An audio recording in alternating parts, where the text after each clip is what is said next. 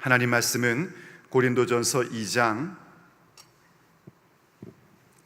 10절에서 13절 말씀입니다. 고린도전서 2장 10절로 13절 말씀, 신약성경 265면 고린도전서 2장 10절에서 13절 말씀입니다. 오직 하나님이 성령으로 이것을 우리에게 보이셨으니 성령은 모든 것 곧 하나님의 깊은 것까지도 통달하시느니라. 사람의 일을 사람의 속에 있는 영 외에 누가 알리요? 이와 같이 하나님의 일도 하나님의 영 외에는 아무도 알지 못하느니라. 우리가 세상의 영을 받지 아니하고 오직 하나님께로부터 온 영을 받았으니 이는 우리로 하여금 하나님께서 우리에게 은혜로 주신 것들을 알게 하려 하심이라.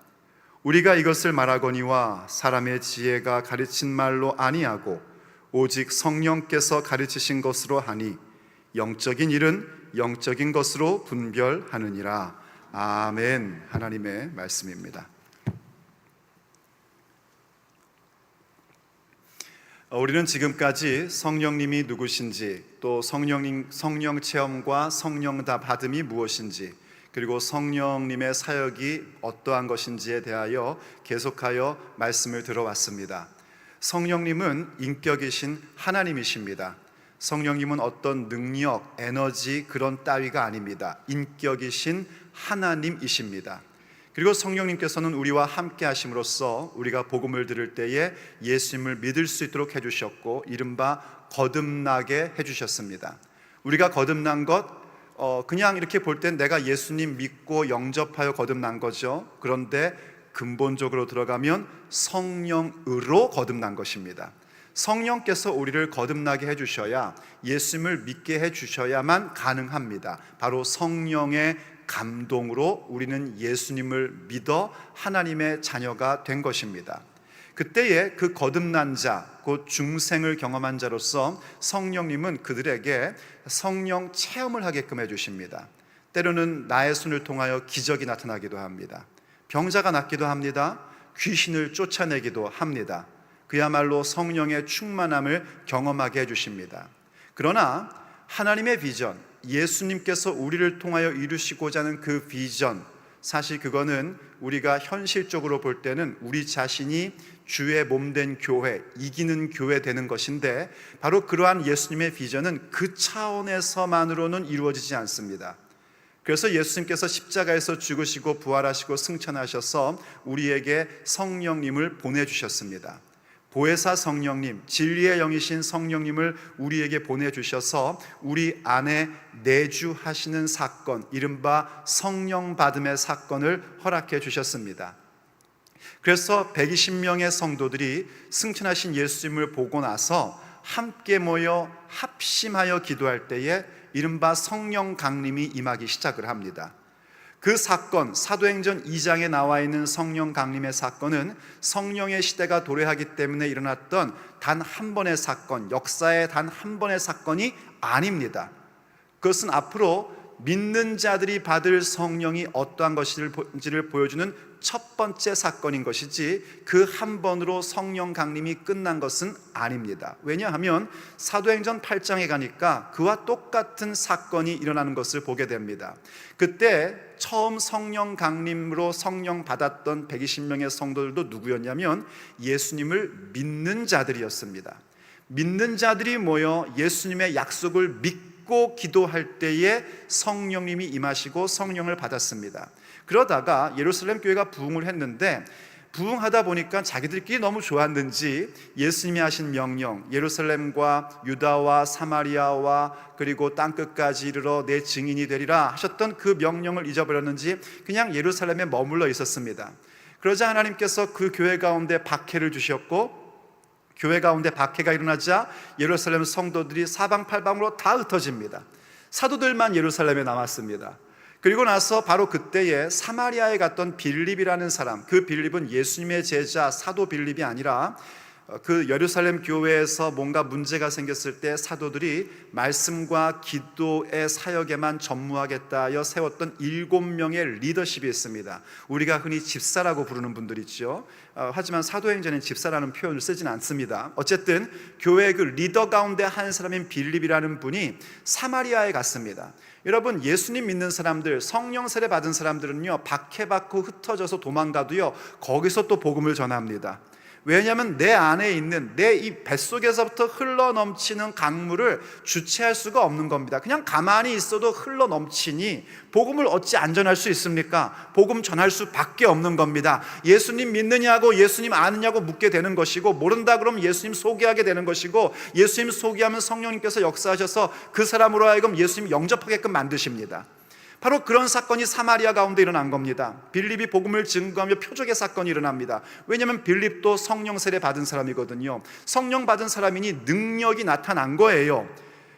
그래서 많은 사람들이 사마리아에서 예수님 영접하고 세례 받고 그렇게 말씀 운동이 일어났습니다. 그 소식이 예루살렘에 있는 사도들의 귀에 들어갑니다. 그러자 사도회에서, 다시 말해서 그 교회의 리더인 그들이 베드로와 요한 사도를 사마리아에 보냅니다.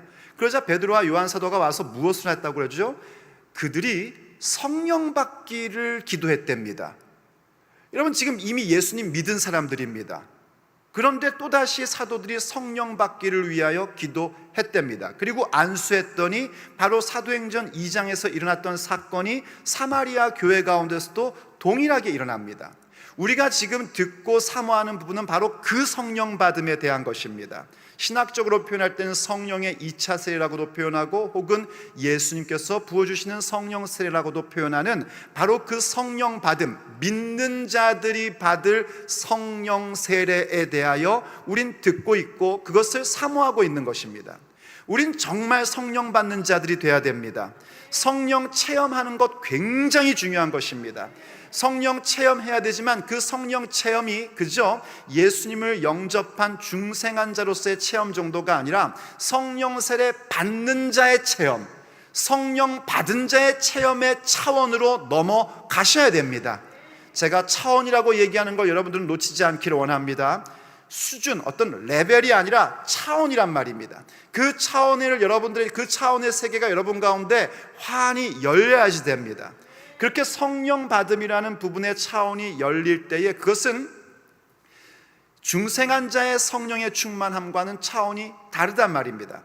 중생한 자의 성령 충만은 성령께서 곁에 계셔서 충만하게 하시는 거라 마치 폭포수 가운데 옷이 젖는 것 같은 충만함이라면, 성령 받음으로 인하여 충만하게 되는 자들은 성령께서 내 안에 계심으로 충만하시기에 내 뱃속에서 생수의 강물이 흘러나오는 충만함인 것입니다. 이건 걷잡을 수 없는 겁니다. 이것은 가는 곳마다 회복의 역사가 일어나게끔 되어 있고, 가는 곳마다 하나님의 역사가 일어나게끔 되어 있는 것입니다. 바로 그 성령 받음이 우리에게 반드시 있어야 된단 말입니다. 그럼 왜 우리는 그 성령 받음을 그토록 사모하고, 왜 그렇게 임영희 목사는 안식년 갔다 오더니 금요일 날마다 성령 그러고 있는가? 성령 받아야 우리가 폼나기 때문인가? 삑! 아닙니다. 성령 받아야 폼나기 때문에 성령 사모하는 거 아닙니다. 또 혹은 성령 받아야 뭔가 내 일이 잘 되기 때문인가? 물론 그런 효과가 있지만 그게 목적이 아닙니다. 우리가 성령 세례를 받고 이른바 성령의 2차 세례를 받아 능력받고자 하는 이유는 뭐냐면, 여러 이유들을 얘기할 수 있지만 가장 중요한 핵심이 뭐냐면 하나님을 알기 위함입니다. 하나님을 깊이 알기 위함입니다. 믿음의 삶이란 성숙입니다. 교회 생활 30년, 40년, 50년 했는데 전혀 성장과 성숙이 없다. 이때 성장과 성숙이라는 건 여러분이 재정적으로 잘 살게 되거나 건강하게 되는 것 아닙니다. 신앙생활 한 50년 하고 나시면 아마 아실 겁니다. 여기도 아프고 저기도 아프고 막, 그렇죠? 왜냐하면 연세들이 많이 드셨을 테니까요. 그런 게 아니란 말입니다. 성장과 성숙이라는 건 뭐냐면 하나님을 더 깊이 알게 되는 것입니다. 그런데 참 안타깝게도요, 인간이라는 존재는요, 누구도 스스로 하나님을 알 수가 없습니다. 사람에게 있는 건 단지 종교성이라는 것, 이른바 종교성이라는 것만이 있습니다. 그 종교성은 무엇이냐면, 말하자면 이런 겁니다. 성령님이 우리 안에 계셨던 흔적과 같은 겁니다. 창세기 6장에 보면은요, 하나님의 영이 다시는 인간과 함께할 수 없다라는 무시무시한 선언이 떨어지게 됩니다. 그래서 인간이 육체가 돼버립니다. 영적 존재인데 육체적 존재로 전락해버리는 장면이 창세기 6장에 나옵니다. 그리고 그 창세기 6장에는 여러분이 잘 아는 노아의 홍수 사건이 기록됩니다. 노아의 홍수 이전에 있었던 사건이 바로 하나님의 영이 인간의 그 타락을 보고 더 이상 사람과 함께할 수가 없다 하는 그 무서운 선언이 전제된 겁니다. 그 선언이 있고 노아의 홍수가 생긴 겁니다. 바로 그렇게 하나님의 영이 떠난 우리의 영은 힘이 없습니다. 그저 종교성이 있을 뿐이에요. 그래서 인간은요, 영적 존재이지만 성령님이 함께 하시지 않으면 그 영적 존재라는 게 별 의미가 없는 겁니다. 육체적 존재와 다를 바가 없는 거예요. 그 영이 아무 힘을 쓰지 못합니다. 그래서 하나님의 그 놀라운 것, 바로 우리가 이 살고 있는 피조 세계 속에 하나님의 영광이 막 깃들여 있는데도 불구하고 분명히 뭔가 있다는 걸 알면서도 그 하나님의 영광을, 썩어지지 아니할 하나님의 영광을 썩어질 우상으로 바꾸어 놓는 게 인간의 종교성이라는 겁니다. 그러니 그것으로 어떻게 하나님을 찾을 수 있겠습니까? 절대로 사람은 스스로 하나님을 찾을 수가 없습니다. 그래서 하나님이 당신 자신을 나타내 보여주신 것입니다. 우리는 하나님을 알 수 있는 방법은 그것밖에 없습니다. 하나님이 당신 자신을 나타내 보여주시는 것, 그걸 전문용어로 계시라고 얘기하는 겁니다. 하나님이 당신 자신을 계시해 주시는 것만을 통하여 우리는 하나님을 배워가며 알게 되는 것입니다. 그때 안다는 것은 역시 경험하며 알게 되는 겁니다. 그 친밀함 가운데 경험하며 알아가게 되는 것, 그건 하나님이 당신 자신을 나타내 주시는 것만으로만 가능합니다. 그 하나님이 당신 자신을 나타내 주신 모든 내용들 가운데에 아주 중요한 부분들을 기록해 하신 것이 바로 우리가 갖고 있는 성경 말씀입니다. 그래서 성경을 하나님의 계시라고 얘기하는 것이고, 그리고 드디어 급기야 하나님의 아들 곧 성자 하나님이신 예수님께서 육신이 되어 우리 가운데 나타나셨습니다. 그것은 바로 하나님이 당신 자신을 나타내 주시는 일의 극치입니다. 최고점인 것입니다. 하나님이 친히 육신이 되어 우리 가운데 나타나셔서 당신 자신을 보여주셨습니다. 그리고 나서 어떤 일을 하셨는가? 왜 육체로 오셨는가? 그 육체의 모든 사역을 마치시고 우리의 죄를 대신하여 십자가에서 죽으시고 부활하시고 승천하시어 우리에게 성령님을 보내주십니다. 그 일을 위하여 육체 가운데 오신 것입니다.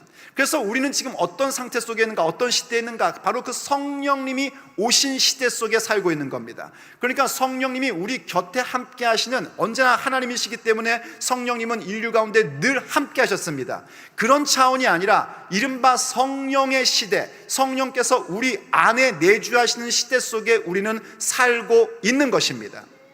그래서 성령 받아야 된단 말이에요. 왜냐하면 사람의 일은 곧 사람 안에 있는 영만이 아는 것처럼 하나님의 일은 누구만이 아시는가? 하나님의 영만이 아신단 말입니다. 우리가 오늘 읽은 본문처럼 성령님은 하나님의 깊은 것까지 통달하시는 분이란 말입니다. 그럼 그 깊은 것을 통달하시는 성령님께서 내 안에 내주하셔서 어떤 일을 하시는가? 참 성령님은 놀라우신 분이십니다. 여러분, 우리가요, 목사인 저도 그렇고 이 교회에서 신앙생활하고 이렇게 금요기도회까지 나오는 이 교회의 진정한 리더이신 여러분들도 그렇고 반드시 성령 받고 성령 충만해야 될 이유가 지금부터 얘기하는 데 있습니다. 성령님은 어떠시냐면요, 당신 자신을 나타내시지 않습니다. 당신 자신, 성령님을, 우린 지금 성령님에서 알아야 되기 때문에 성령님을 얘기하고 있는 것이지, 성령님 그분 자신은 성령님인 본인을 바라보게끔 하지 않으십니다. 성령님은 항상 예수님을 바라보게 하십니다. 예수님을 드러나게 하십니다. 예수님의 십자가를 깨닫게 하시고 보혈의 능력을 알게 하시고 하나님 아버지를 바라보게끔 하십니다.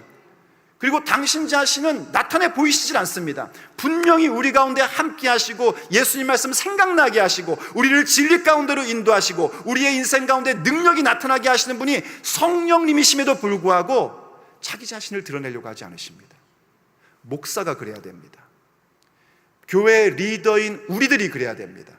우리가 마땅히 함께하는 모든 사람들에게 하나님의 말씀을 알려줘야 되고, 또한 그들을 진리 가운데로 인도해줘야 되고, 그들을 위해서 섬겨야 되고, 많은 일들을 해야 되지만 우린 우리 자신을 드러내는 것이 아니라 오직 예수님 바라보게 해야 됩니다.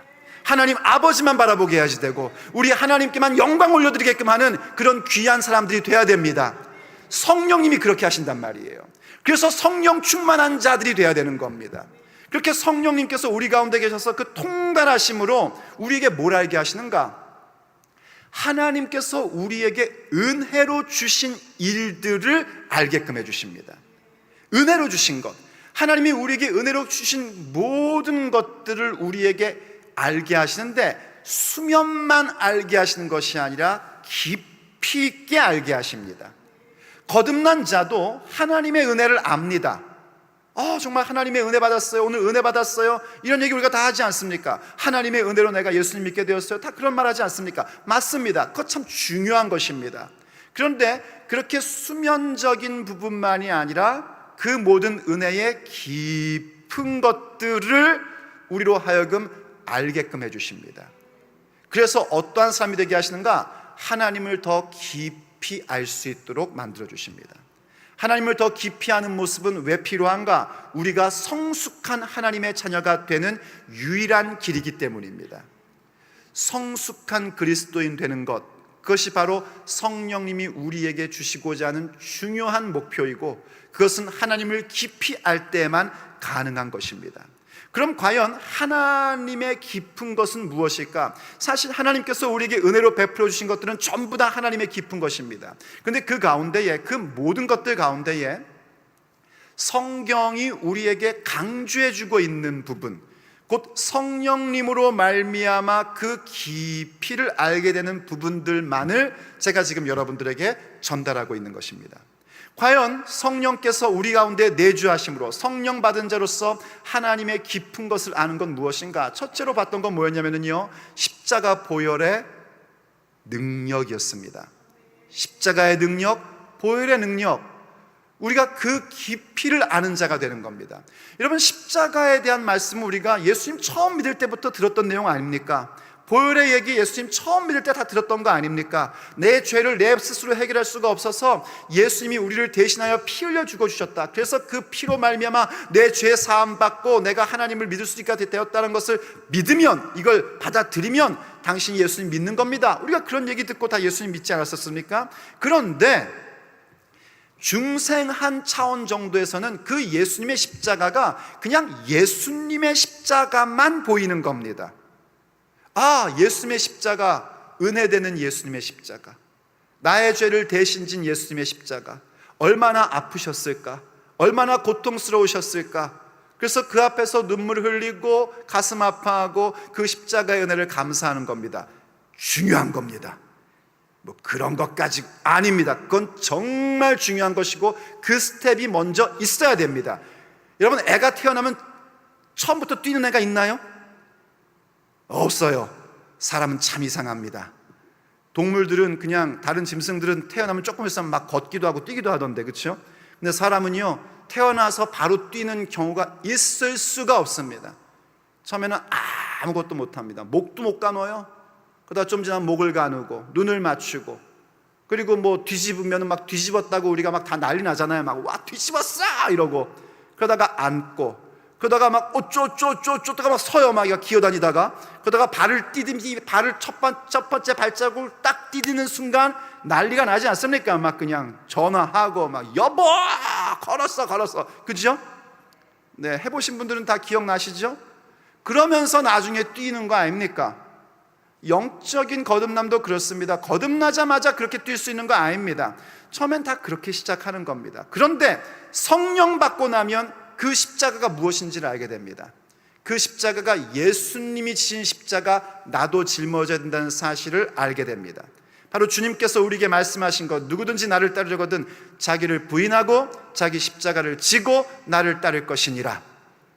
성령 받기 전에는요, 그 말씀이 부담스럽단 말입니다. 깨달을 수가 없는 거예요. 십자가의 영광이 뭔지를 모르니까 그 말씀이 부담스러운 겁니다. 그래서 지금 현대 교회, 이 아메리카가 뭐죠, 한국말로?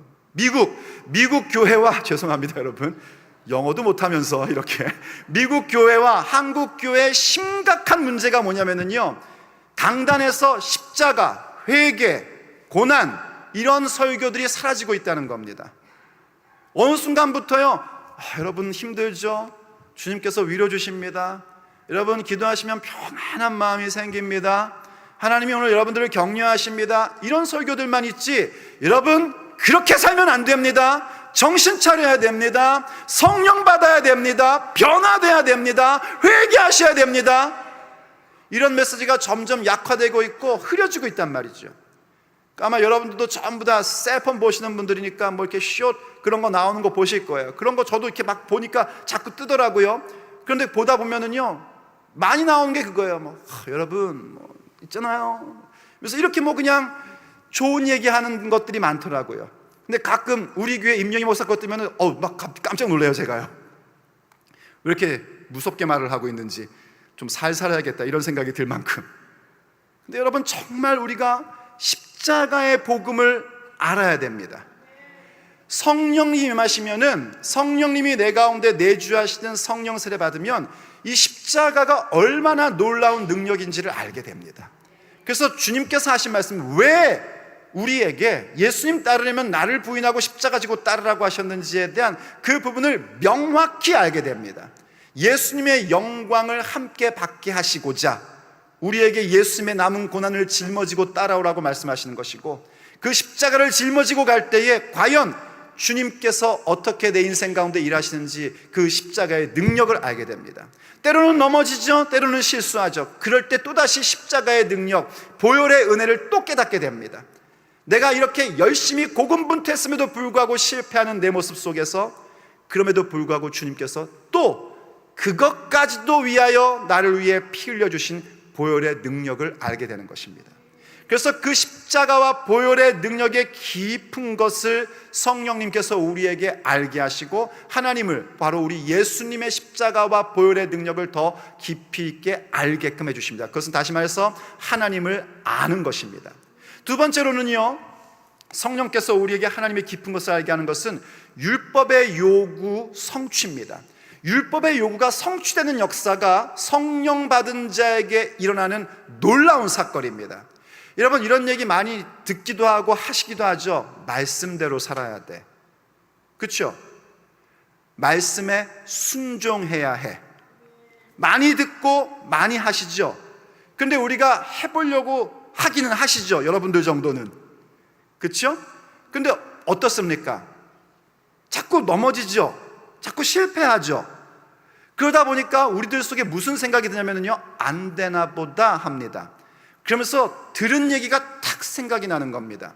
믿음으로 말미암아 의롭다함을 받는 것인데, 하나님의 은혜로, by the grace of God, 그리고 믿음을 통하여 through the faith in Jesus, 내가 구원받는 것인데 꼭 말씀을 지켜야 하나? 앞에 얘기는 진리인데 뒤에 얘기는 이상하게 바뀌어버립니다. 그래서 말씀을 이루며 산다는 것, 말씀을 순종하고 말씀을 따라 산다는 것이 필수 과목에서 선택 과목으로 전락을 해버립니다. 원래는 필수 과목인 것인데 내가 안 된다고 선택 과목으로 전락시켜버린 겁니다. 그러다 보면 어떤 현상이 일어나면요, 거듭난 사람인데, 중생을 체험한 사람인데, 예수님이 영접한 사람인데 세상 사람과 별로 다를 게 없어집니다. 그런 사람들은 가면 갈수록 마음이 단단해, 완악해집니다. 마음이 완악해지고 강팍해집니다. 그래서 히브리서에서 주고 있는 경고가 그런 사람들의 삶에 나타납니다. 흘러 떠내려감, 강팍해짐, 그래서 버림받음이라는 부분이 나오게끔 되는 겁니다. 그런 사람들을 우리는 교회 안에서, 특히 미국이나 한국 교회 안에서는 쉽게 봅니다. 어렵지 않습니다. 그런 사람들을 보는 것이요. 교회를 오래 다녔으니까 어떤 사람은 목사도 되고 장로도 되고 권사도 되는데 그 마음이 완악합니다. 어떻게 사람이 말씀대로 살아? 이런 얘기를 마치 진리인 양 얘기를 합니다. 여러분, 혹시라도 여러분이 그런 말 했다면요, 회개하십시오. 우린 그렇게 말하면 안 됩니다. 그런데 그 율법의 요구, 말씀의 요구의 성취가 어떻게 이루어지는가 알고 봤더니 거듭난 차원, 중생한 차원에서는 그렇게 되더란 말이죠. 그런데 성령님이 내주하시는 순간 율법의 요구가 성취되더란 말입니다. 하나님의 말씀은 정말 능력입니다. 하나님의 말씀은 정말 아름다운 것입니다. 하나님의 말씀은요, 우리의 영혼을 소성케 하는 것이고요, 하나님의 말씀은 미련한 나를 지혜롭게끔 만들어줍니다. 하나님의 말씀은요, 정말 내 모든 영혼을 깨끗하게 만들어주고요, 하나님의 말씀은 나를 인도해 주시고 나를 의롭게 해주시는 말씀이란 말입니다. 왜냐하면 그 말씀이라는 것은 내가 말씀을 지켰기 때문에 하나님 자녀된 것이 아니라 하나님 자녀가 되었기 때문에 자녀다운 삶을 이렇게 살라고 주신 것이 율법이요 곧 하나님의 말씀이기 때문입니다. 여러분, 지난주에 제가 막 빨리빨리 얘기했던 황태자와 황태자비의 비유 기억하십니까? 네, 황태자가 다리 밑 거지 처녀에게 사랑에 빠져가지고 가서 데리고 와서 결혼을 하려고 그랬더니 거지 왕초가 나와서 너 왜 내 노예를 데려가려고 그러냐. 그래서 황태자가 값을 치르고 그 노예 거지 처녀를 데리고 옵니다. 그때 그 값은 뭔가 예수님의 목숨값입니다. 예수님의 생명값을 치르고 그 노예 거지 처녀를 데려다가 깨끗게 하여 자기 거라고 주장해도 되는데 인격적으로 대우하여 나랑 결혼해 줄래? 하고 묻습니다. 그래서 네 하는 순간 결혼식이 이루어집니다. 그걸 언약이라고 한단 말이에요. 이제 이 둘 사이는 어느 누구도 건드리면 안 되는 겁니다. 누구도 그 사이엔 끼어들 수 없는 겁니다. 결혼식 할 때 남편과 아내가 딱 되는 순간 뭐라 그럽니까? 저도 가끔씩은 그런 거 물어요. 이 둘이 부부가 되는데 의의가 있는 사람은 지금 말하십시오, 이러고 묻습니다. 제가 아무도 말 안 하죠. 거기서 말하면 이상한 사람 취급받으니까. 그럼 그 다음에 얘기합니다. 이제부터는 이 둘 사이는 누구도 끼어들지 마십시오. 그리고 제가 그런 말 할 때도 있습니다. 부모님들한테, 부모님들도 이 둘 사이에 끼지 마십시오. 이들은 이제 하나입니다 라고 얘기를 합니다. 주님께서 왜 우리에게 그런 결혼 예식을 허락해 주셨는가? 바로 예수님과 우리 사이가 그렇게 된 거란 말이에요. 예수님과 우리 사이는 어느 누구도 끼어들 수 없는 사이가 된 겁니다. 세상의 어떤 권세도, 하늘의 천사도, 그 어떤 것도 예수님과 우리 사이에 맺어진 관계는 끊어낼 수 없는 겁니다. 이 놀라운 언약적 관계가 되었는데 여전히 그 황태자 비가 된 거지 처녀는 그 습관이 아직도 그지예요. 그래서 황태자가 안타까운 겁니다. 왜냐하면 아버지께서 나에게 왕권을 물려주실 때 이 황태자비는 누군가? 나와 함께 만국을 다스려야 되는 존재거든요. 그게 교회란 말이에요. 그런데 이게 여전히 사는 모습이 이거 어떻게 하면 좋나 싶은 거죠. 그래서 가르쳐 주는 겁니다. 하나씩 황태자비는 이런 교양을 가져야 되고 이런 품위를 가져야 되고 이런 게 물론 힘들다는 건 알고 있어. 하지만 인내해, 견뎌 하고 설득해주고, 그러면서 때때로 더 귀한 것도 또 주기도 하고, 뭔가를 이루면 또 막 맛있는 것도 주고 사랑을 해주고, 그래서 그런 것들을 다 기록을 해서 준 거란 말이에요. 그게 뭐예요? 그게 바로 하나님 말씀인 거예요. 그래서 성경은 어떤 분이 그런 얘기 하더라고요. 성경은 뭔가 한마디로 하나님의 러브레터래요. 러브레터. 러브레터 아세요? 받아보신 적 있으세요? 네, 러브레터예요. 하나님의 러브레터. 절절절절 하나님의 사랑이 흐른단 말이에요. 그래서 너무나 중요한 말씀이니까 지난주에도 봤었지만 한 번만 더 우리 보시죠. 시편 19편에 보면은 다윗이 바로 그 성령의 충만함을 경험한 다윗, 아직 성령 시대가 열려지지 않았음에도 불구하고 성령의 충만함을 체험한 다윗이 하나님의 말씀을 볼 때 그 말씀의 아름다움과 그 말씀의 달콤함에 대하여 너무나 절절히 느껴지는 거예요. 그래서 시편 19편 말씀에 이렇게 기록을 하고 있습니다. 보십시오. 여호와의 율법은 완전하여 영혼을 소성시키며 여호와의 증거는 확실하여 우둔한 자를 지혜롭게 하며 여호와의 교훈은 정직하여 마음을 기쁘게 하고 여호와의 계명은 순결하여 눈을 밝게 하시도다. 여호와를 경외하는 도는 정결하여 영원까지 이르고 여호와의 법도 진실하여 다 의로우니 금 곧 많은 순금보다 더 사모할 것이며 꿀과 송이꿀보다 더 달도다. 하나님의 말씀이 그냥 단순한 법률 조항이라면 이런 고백이 나올 수가 없단 말이죠. 하나님의 말씀을 딱 받고 나니까 하나님과의 관계가 형성되고 저분만이 나의 인생의 목적이시고 비전이시구나, 이걸 알고 나니까 나는 도대체 그 비전을 어떻게 이룰 줄 모르는데 하나님이 말씀으로 가르쳐 주셨단 말이에요. 그래서 그 말씀을 보다 보니까 우와, 내 영혼이 깨어나네. 우와, 하나님 말씀으로 말미암아 내가 지혜로워지네. 이야, 하나님의 말씀이 내 삶에 정말 놀라운 능력을 주네. 이 사실을 전부 다 막 깨닫고 살아가다 보니까 하나님 말씀이 너무 귀한 거예요. 여러분, 금 좋아요, 안 좋아요? 금은 잘 감이 안 옵니까? 돈 좋아요, 안 좋아요? 돈 좋죠, 그죠? 돈 생기면 좋아요, 안 좋아요? 돈이 막 생기면 입이 괜히 이렇게 되죠, 그죠? 그런데 그것보다 더 좋단 말이에요. 그런 걸 여러분 아실란가 모르시겠어요? 하나님 말씀이 탁 깨달음을 올 때에 막 돈 생긴 것보다 막 더 좋은 거야. 이야. 그리고 진짜 막 너무 와, 달달하다. 요즘 그런 표현 많이 하대요. 이렇게 막 이쁜 부부 보면 달달해, 달달해, 이런 것처럼 막 달달한 거예요. 얼마나 좋은지 몰라요.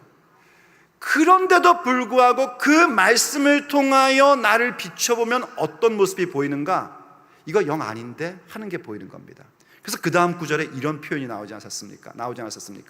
또 주의 종이 이것으로 경고를 받고 이것을 지킴으로 상이 크니이다. 하나님 말씀을 읽을 때 경고를 받는데요, 벌써 좀 뭔가 수상하죠?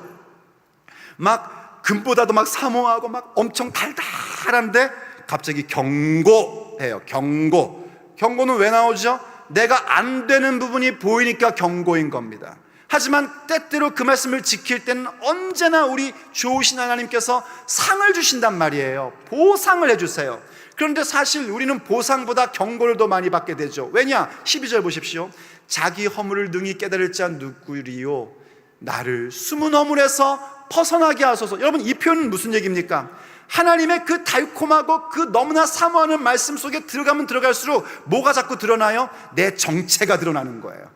나의 그 sinful nature, 나의 본성이 자꾸만 드러나는 거예요. 그래서 막 숨어있던 허물까지 막 나오는 거예요. 그래서 기도할 수밖에 없는 거예요. 아버지, 이 숨은 허물에서 나를 좀 벗어나게 해주세요.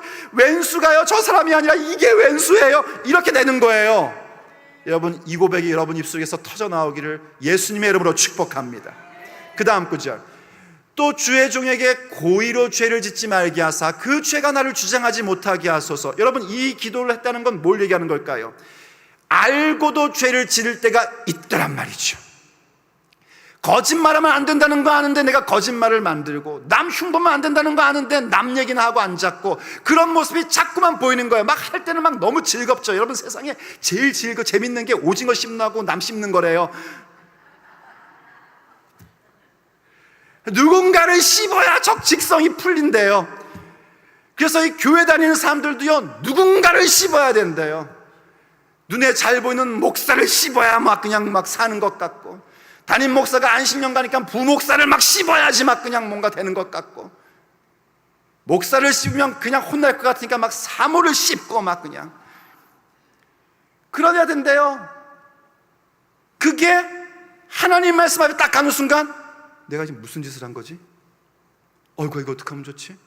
그래서 기도하는 거예요. 주님, 이 고의로 죄를 짓지 하지 마세요. 왜냐하면 여러분, 내가 이 알면서도 죄를 짓는 순간 그 죄가 어떻게 하는 줄 아십니까? 나를 주장합니다. 이거 정말 무섭습니다. 죄는 내가 저질렀는데, 내가 저질러서 만든 거 아닙니까 지금? 그런데 그러는 순간 이 죄가 나를 다스리기 시작합니다. 그래서 죄는 싸우되 피 흘리기까지 싸워야 되는 거예요. 그래서 이 죄가 나를 주장, 그래서 이렇게 기도하는 겁니다. 그리하면 내가 정직하여 큰 죄가에서 벗어나겠나이다. 하나님 말씀 너무 좋아서 사모하고, 하나님 말씀 너무 좋아서 막 묵상할 때마다 막 달달하고, 입이 막 달아. 말씀을 묵상하다 보면은요, 막 황홀하고 그랬는데 그 말씀으로 나를 비춰오는 순간 이거 어떡하면 좋나, 정말 큰일 났구나 싶은 거예요. 그래서 마지막에 고백하는 게 저겁니다. 이게 도치됐다고 그랬죠. 한국 번역하면서 내 입의 말과 마음의 묵상이 주님 앞에 연락되기를 원하나이다. 제가 그 중학교 다닐 때 부르던 노래 있었어요. 나의 입술의 모든 말과 나의 마음의 묵상이 주께 연락되기를 원하네. 아시는 분은 신앙 연식이 좀 되신 분들입니다. 아주 옛날 노래예요. 근데 이게 이렇게 부드러운 노래가 사실은 아니란 말입니다. 하나님 말씀 너무 귀한 걸 알고 있는데 그 율법의 요구가 내 인생 가운데 성취돼야 되는데 그게 안 돼서 내 입술의 말, 내 마음의 묵상, 내 삶에서 말씀이 성취되는 것을 통하여 하나님께 영광 돌려야지 되는데 그게 안 되니까 내가 지금 이 말씀을 대하여 말하고 있는 내용이라도, 내가 마음에 묵상하는 것만이라도 주님께 연락되기를 원하나이다 하면서 마지막에 뭐라고 하는 거냐면 나의 반석이요 나의 구속자이신 여호와여, 이러고 끝나는 겁니다. 외마디 비명으로 끝나는 게 시편 19편입니다. 근데 이 외마디 비명이 어디서 또 나오냐면 신약에서도 한번 이걸 여러분 펴보십시오. 로마서 7장에 이 비명이 또 나옵니다. 제가 로마서 7장 15절부터 읽어드릴 테니까 한번 잘 따라와 보십시오. 내가 행하는 것을 내가 알지 못하노니 곧 내가 원하는 것은 행하지 아니하고 도리어 미워하는 것을 행함이라. 원하는 건 뭐겠습니까? 그 달콤한 여호와의 말씀, 그 귀한 하나님의 말씀을 따라 사는 게 내가 원하는 건데 그렇게 하지 못하고 있는 나를 발견하고 있는 거예요. 만일 내가 원하지 아니하는 그것을 행하면 내가 이로써 율법이 선한 것을 시인하노니 이제는 그것을 행하는 자가 내가 아니요 내 속에 거하는 죄니라. 내 속 곧 내 육신에 선한 것이 거하지 아니하는 줄을 아노니 원함은 내게 있으나 선을 행하는 것이 없노라. 내가 원하는 바 선을 행하지 아니하고 도리어 원하지 아니하는 바 악을 행하는도다. 이해되시죠? 만일 내가 원하지 아니하는 그것을 하면 이를 행하는 자는 내가 아니요 내 속에 거하는 죄니라. 그러므로 내가 한 법을 깨달았노니 곧 선을 행하기 원하는 나에게 악이 여전히 함께 있는 것이로다. 내 속사람으로는 하나님의 법을 즐거워하되 내 지체 속에서 한 다른 법이 내 마음의 법과 싸워 내 지체 속에 있는 죄의 법으로 나를 사로잡는 것을 보는도다. 그러니까 내 속에 지금 하나님의 그 귀한 말씀이 내게 임해서 이 말씀대로 살고 싶은데 여전히 나의 이 죄성이 여기서 계속 충돌하고 전쟁이 일어나고 있는, 전투가 일어나고 있는 이 모습을 보는 거란 말입니다. 그래서 너무 괴로운 거예요. 그래서 그 다음에 그 유명한 고백이 나오는 겁니다. 오호라 나는 곤고한 사람이로다. 이 사망의 몸에서 누가 나를 건져내랴. 외마디 외침인 겁니다. 아까 시편 19편에서 다윗이 나의 반석이시오 나의 구속자이신 여호와여 하면서 자신을 탄식하듯 외치며 끝난 것처럼 지금 사도 바울도 오호라 나는 곤고한 자로다. 이거 다른 번역으로는 그렇게 할 수 있대요. 오호라 나는 구제불능이로다. 누가 나를 이 사망의 몸에서 건져내랴 하고 외마디 비명을 지른 거예요. 그런데 로마서는 어떤 시대입니까? 성령 강림 이후의 시대잖아요. 성령님이 내주하시는 시대에 기록된 하나님의 말씀이란 말이에요. 그래서 비명으로 끝나지 않는 겁니다. 곧장 뭐라는 줄 아십니까? 25절 우리 주 예수 그리스도로 말미암아 하나님께 감사하리로다. 방금 누가 나를 이 사망의 몸에서 건져내랴 하고 비명을 질렀는데 금방 바뀌어가지고 우리 주 예수 그리스도로 말미암아 하나님께 감사하리로다. 그런즉 내 자신이 마음으로는 하나님의 법을, 육신으로는 죄의 법을 섬기노라. 이게 이중적인 삶을 산다, 이 얘기가 아닙니다. 내가 비록 육체가 아직까지 이 죄성이 있고 아직까지 쓴뿌리가 있고 아직까지 부활체가 아니기 때문에 여전히 이 죄로 가고 있는 부분들이 있지만 내 속에서는 하나님의 법이 있다는 사실을 깨닫게 된 겁니다. 하나님의 법이 내 속에 어떻게 생기게 되었는가? 우리가 옛날에 들었지만은요, 옛날도 그렇게 옛날은 아니에요. 한 2달 전에 들었지만 새 언약을 통하여 성령님이 우리 가운데 계하심으로 말미암아 그 율법이 우리의 마음판에 쓰여졌단 말입니다. 하나님께서 그 법을 우리의 마음에 새겨 주신 거란 말이에요. 내 속에 그 법이 있는 거예요. 그래서 로마서 8장 1절, 그러므로 이제 그리스도 예수님 안에 있는 자에게는 결코 정죄함이 없도다, 이 선언이 나오는 겁니다. 그리스도 예수님 안에, 예수님의 사역을 통하여 그 그리스도 안에 있는 자들은 결코 정죄함이 없나니, 그 이유는 뭔가? 2절, 이는 생명의 성령의 법이 너를 죄와 사망의 법에서 해방하였음이니라. 아멘. 해방입니다. 죄와 사망의 법이 없어진 게 아니에요. 여전히 우리 곁에 있습니다. 여전히 내 육체 가운데 죄와 사망의 법이 존재하고 있어요. 그런데 우리가 어떻게 되었는가? 생명을 주시는 성령의 법이 우리 가운데 옴으로 말미암아 죄와 사망의 법에서 free from 예요. 그 법부터 자유로워진 존재가 된 거야. 해방이 된 겁니다. 죄와 사망의 법이 여전히 존재하고 그것이 나를, 결국 내 육체가 죽게 될 거지만 그럼에도 불구하고 이거에 매여 살지 않는단 말입니다. 육신에 매여 살지 않는단 말이에요. 그래서 그 다음 3절부터 이렇게 얘기하는 거예요. 제가 또 계속 읽어드릴게요. 성경 있는 분들은 찾아서 같이 보시면 더 좋아요. 율법이 육신으로 말미암아 연약하여 할 수 없는 그것을 하나님은 하시나니 곧 죄로 말미암아 자기 아들을 죄 있는 육신의 모양으로 보내어 육신의 죄를 정하사 육신을 따르지 않고 그 영을 따라 행하는 우리에게 율법의 요구가 이루어지게 하려 하심이니라. 생명을 주신 성령의 법이 예수 그리스도 안에서 우리 가운데 주어짐으로 말미암아 원래 우리는 할 수 없는 거였는데 바로 하나님의 영으로 말미암아 율법의 요구가 우리에게 이루어지게끔 하셨단 말입니다. 말씀의 요구가 우리의 삶에서 성취되게끔 만들어 주셨단 말이에요. 그래서 우리가 성령 세례 받고 나면요, 어떤 현상이 일어나면은 막 처음에는 내가 말씀대로 살려고 막 애를 써요. 오늘도 말씀 묵상한 거 기억해야지. 우리가 또 기억력이 별로 안 좋잖아요. 까먹는 거 대회를 하면 누가 1등을 할까 정말 궁금할 만큼 우리가 잘 까먹잖아요. 그래가지고 막 여기다 적기도 하고 저기다 적기도 하고 막 그냥 막 큐티책을 막 들고 다니고, 그래서 막 수시로 또 보려고 그러고 막 이렇게 한단 말이에요. 그런데 그렇게 막 하다가 보면은요, 나중엔 알게 됩니다. 그런 모습을 갖고 그런 열정을 가졌던 게 내가 아니라 내 안에 계신 성령님께서 그렇게 하셨다는 걸 알게 됩니다. 그러다가 어느 순간 이게 따까닥 바뀝니다. 내가 말씀을 따르려고 하던 그 모습에서 말씀이 나를 콱 붙잡고 끌고 가십니다. 여러분, 이 은혜 가운데 들어오기를 원합니다. 이게 따까닥 하고 바뀌어요. 그 바뀌는 순간이 있습니다. 그러면 그 다음부터는 정말 신나는 겁니다. 말씀이 나를 붙잡고 끌고 가니까요, 막 따라만 가면 돼요.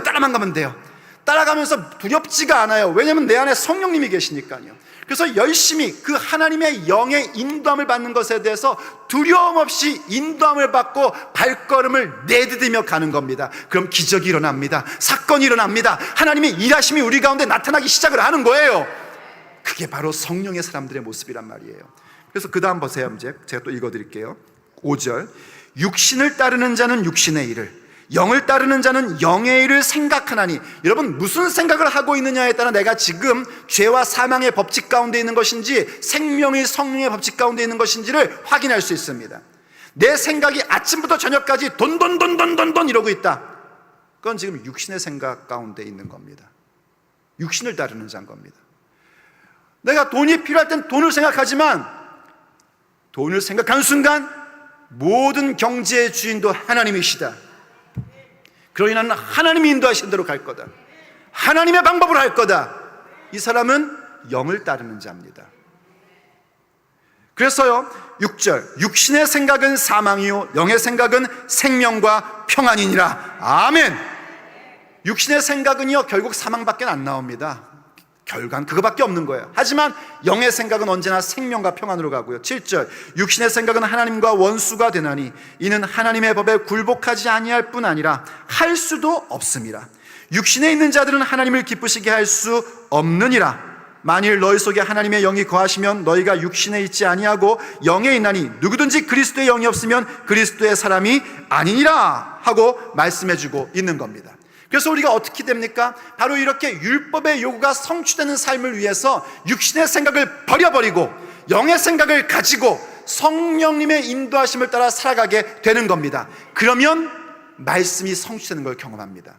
그럴 때 동시에 성령님께서는 우리에게 또 어떤 깊이를 알게 해주시는가? 세 번째, 오늘 원래 이거 해야 되는 건데, 부활과 상속의 영광을 알게끔 해주십니다.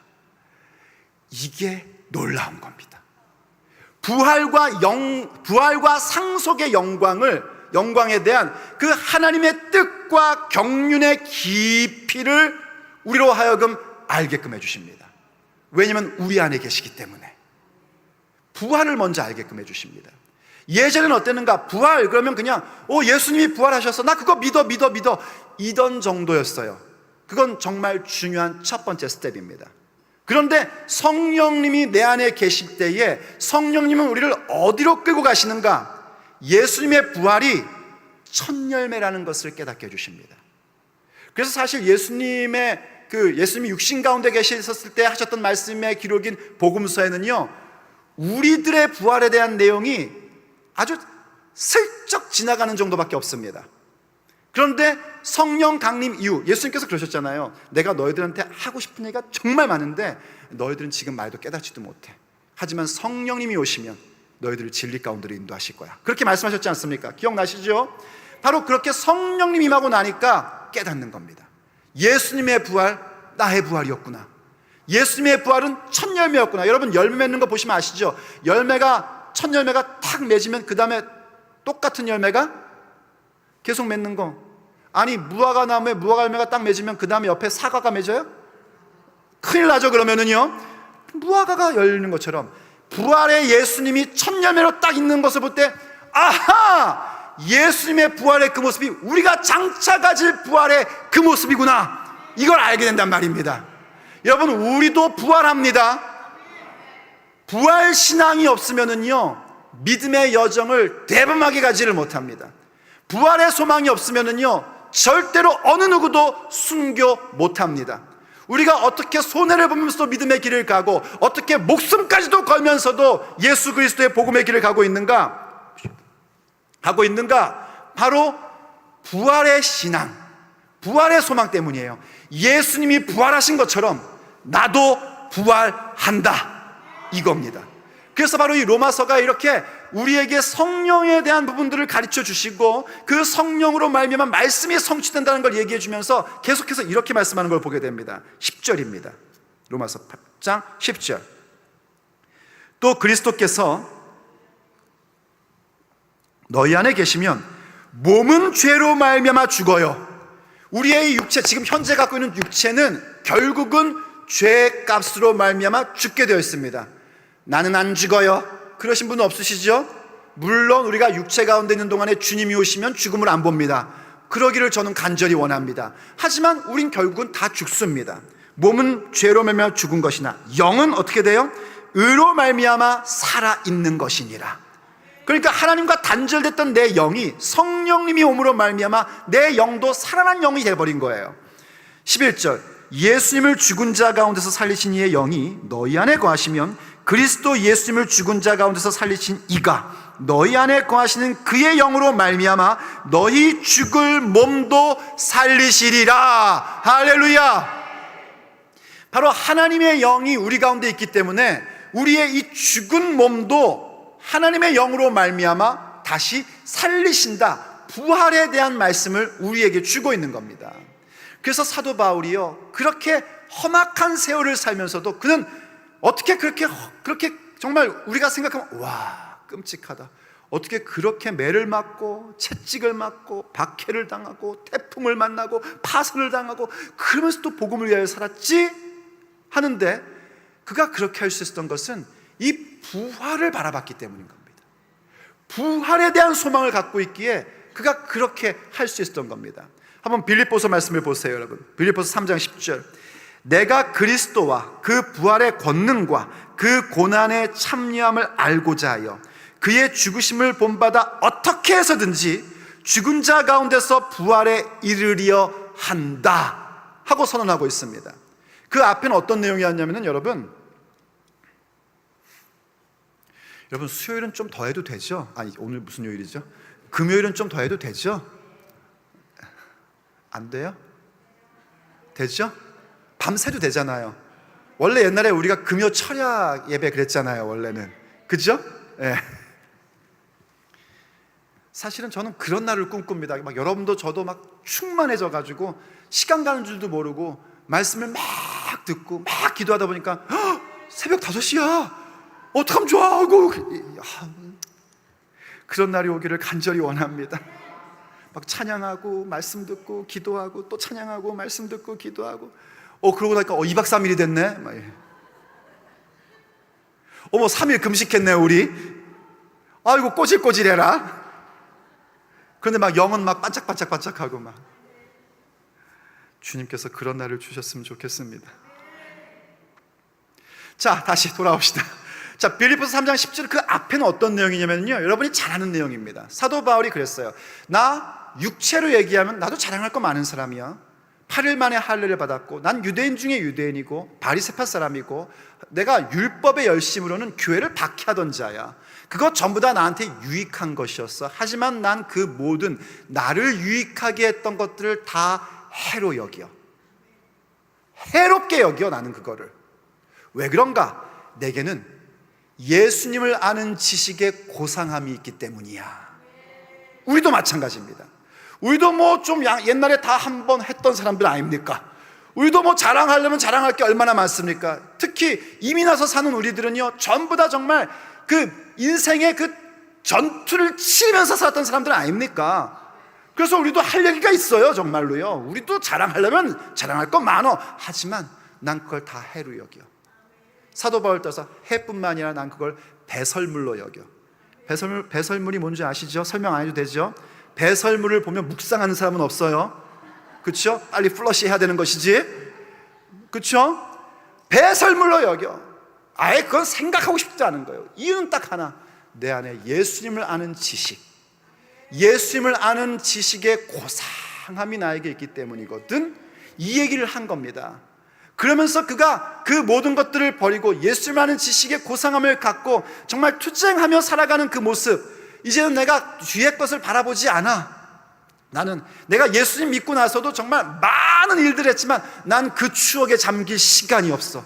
나는 오직 표대를 향하여, 지나온 것은 다 내어버리고 오직 앞을 향하여 갈 뿐이야. 그런 고백을 합니다. 그 이유가 뭔가? 방금 읽은 그것 때문입니다. 어떻게 해서든지 예수님의 고난과 부활을 깨달은 자로서 그 고난에 함께함으로 말미암아 나도 부활에 참여하겠다는 그 열정 하나, 나는 부활할 사람이다, 이 믿음, 이거 하나 가지고 모든 걸 다 버리고 오직 예수님을 향하여 나아가고 예수님을 헌신했던 것조차도 다 과거의 것들을 다 예수님께 맡겨버리고 오직 표대를 향하여 전진 또 전진하며 나갔던 겁니다. 그래서 그가 이렇게 또 고백을 합니다. 그렇게 하면서 그는 무엇을 바라봤는가? 빌립보서 3장 20절. 그러나 우리의 시민권은 하늘에 있는지라 거기로부터 구원하는 자 곧 예수 그리스도를 기다리노니. 그러면서 한 얘기가 뭐냐면 우리의 시민권이 어디 있는가? 우린 하늘에 속한 자다, 이 얘기하는 거예요. 시민권이 하늘에 있다라고 얘기하면서 21절. 그는 만물을 자기에게 복종하게 하실 수 있는 자의 역사, 바로 아버지 하나님의 일하심으로 우리의 이 낮은 몸, 이 죄된 몸, 현재 갖고 있는 몸, 나이 먹으면 아플 수밖에 없고 병들 수밖에 없고 말 뒤게 안 들어먹는 이 몸, 얼마나 말을 안 들어먹는지. 그냥 잘 때는 내일은 반드시 내가 새벽에 일어나서 기도하리라 했는데 새벽만 되면은 그냥 더 자자 하는 이 몸, 그렇죠? 이 몸, 이 낮은 몸을 어떻게 하시는가? 자기 영광의 몸의 형체와 같이 변하게 하시리라. 할렐루야. 우리가 부활한다는 건 그겁니다, 여러분. 그럼 살아있는 사람, 부활은 죽은 자가 다시 살아난다는 얘기니까. 그럼 살아있을 때 예수님이 오시면 우리는 어떻게 되는가? 데살로니가전서가 가르쳐줬잖아요. 호련히 바뀐대요, 우리의 몸이요. 그게 부활의 몸으로 바뀌는 겁니다. 이른바 임영희 목사가 표현한 대로 하자면 부활체로 바뀌는 거예요. 예수님의 부활체. 그건 아프지 않습니다. 병들지 않습니다. 말 안 듣는 게 아닙니다. 정말 영과 함께 된 신령한 몸이기 때문에 신령한 모습으로 다 살아가는 겁니다. 그 몸, 그 부활을 바라보고 있는 거란 말이에요. 그래서 그 부활을 바라보니까 뭐가 보이는가? 아, 나는 하늘의 시민권자구나, 이 사실을 알게 되는 거예요. 그런데 참 놀라운 걸 또 발견합니다. 사실은 우리가 하나님 나라의 시민권이 됐다는 건 이민에서 된 거지 않습니까? 이민에서. 우리는 하나님 나라 시민권자들이 아니었어요.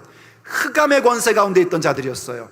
그런데 주님으로 말미암아 그 아들의 나라로 옮겨진 바 이민이 된 거란 말이에요. 그래서 하늘의 시민권을 딱 얻은 거예요. 그럼 사실 우리의 소유라고 할 수 있는 건 아무것도 없습니다. 여러분, 우리가 이민 오면은요, 내 거라고 할 수 있는 게 아무것도 없잖아요. 와서 뭐 한국에서 가지고 온 돈으로 뭘 사든지, 뭐 아니면 열심히 해서 뭘 사든지, 그래야 내 거라고 할 수 있는 게 있는 거지, 이민 오면 아무것도 없는 거지 않습니까? 그런데 우리는 그렇게 흑암의 권세에서 그 아들의 나라로 이민 간 자들인데, 그렇게 시민권 얻은 자들인데, 놀랍게도 그 시민권 얻음이 그냥 시민권이 아니라 양자로서 얻게 된 시민권인 거예요. 그럼 무슨 얘기인 줄 아십니까? 상속받을 게 있다는 겁니다.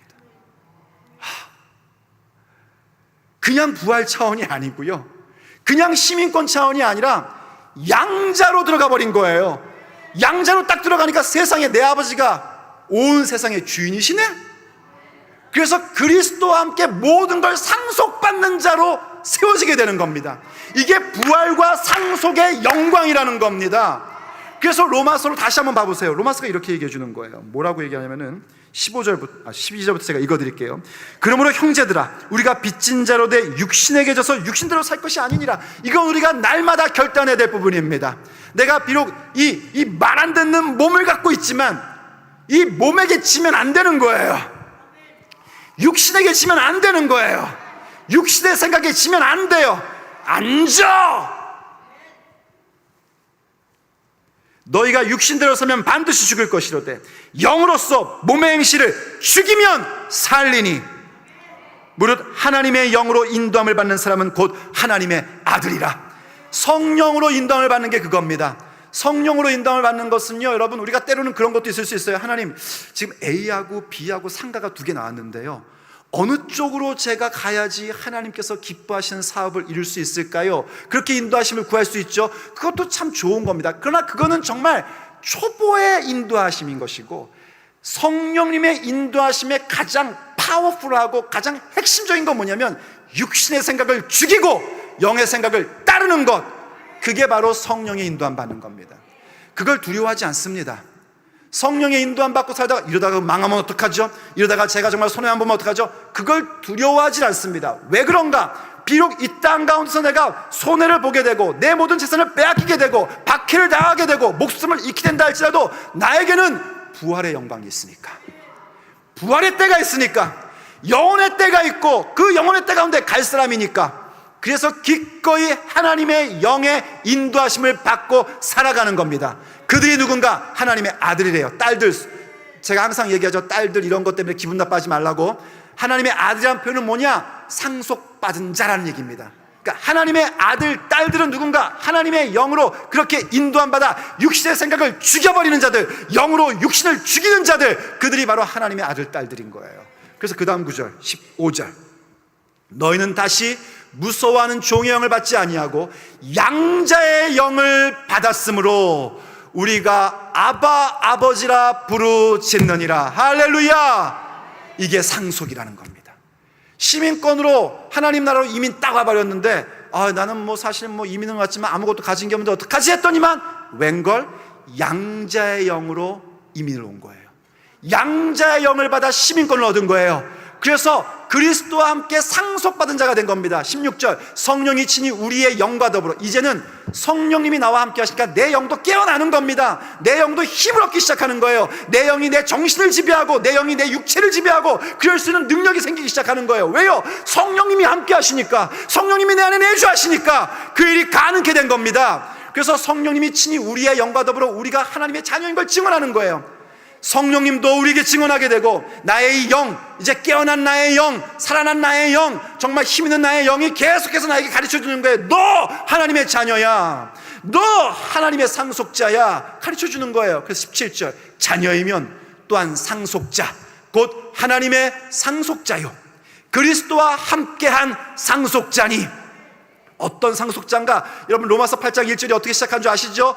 그리스도 예수 안에 있는 자라고 했지 않습니까? 그래서 그리스도 안에 있음으로 말미암아 성령님이 내 안에 내주하실 때 나는 그리스도 안에 거하는 자가 될 수 있고, 그리스도와 함께 상속자가 되는 것입니다. 그래서 그와 함께 영광을 받기 위해서 무엇까지도 같이 해요? 고난도 함께 받아야 할 것이니라. 갑자기 어디로 다시 갔죠? 십자가의 영광으로 가는 거예요. 십자가의 영광으로 다시 우리를 다시 끌고 갑니다. 그래서 뭐라 그럽니까? 우리가 그 다음 잘하는 말씀 있잖아요. 생각건대 현재의 고난은 장차올 영광과, 옛날 개역 한글로 하자면 좋게 비교할 수 없도다. 그런 사람의 모습을 누구까지 간절히 기다리는가? 피조 세계까지 기다려요. 로마서 그 뒤에 나온 내용이 그겁니다. 만물이 하나님의 자녀들을 기다린대요. 왜냐면 우리 때문에 이 만물이 다 타락한 거 아닙니까?